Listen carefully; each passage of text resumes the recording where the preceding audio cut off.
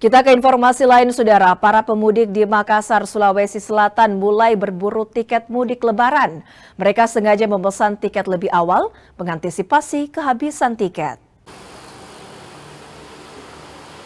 Kantor Pelni Cabang Makassar, Sulawesi Selatan mulai didatangi calon pemudik. Mereka datang untuk memesan tiket kapal lebih awal, demi mengantisipasi kehabisan tiket.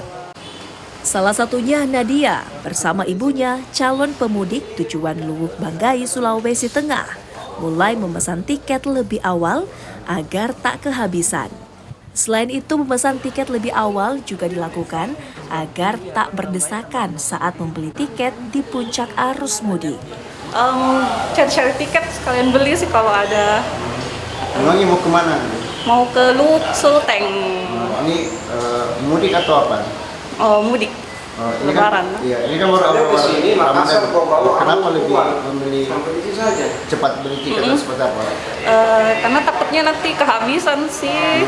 Jadi bagusnya cepat-cepat aja lihatnya. Rencana berapa orang mau mudik? 2 orang sama mama. Pihak Pelni Cabang Makassar sendiri telah menyiapkan 100.000 tiket kapal selama musim mudik Lebaran tahun ini. Sementara untuk kapal, ada 14 kapal feri yang disiapkan dengan berbagai tujuan. Jadi betul bahwa untuk pemesanan tiket, untuk observasi tiket itu bisa dilakukan saat ini ya melalui aplikasi Pelni Mobile atau loket PT Pelni langsung dengan program ini, tapi dengan keberangkatan 11 Maret sampai karena berlaku stimulus ini berlaku sampai 5 April. Jadi udah bisa, tapi program untuk keberangkatan bisa direncanakan untuk sampai saat ini. Selain menyiapkan tiket dan kapal jelang Lebaran, Pelni juga memberikan stimulus pada harga tiket.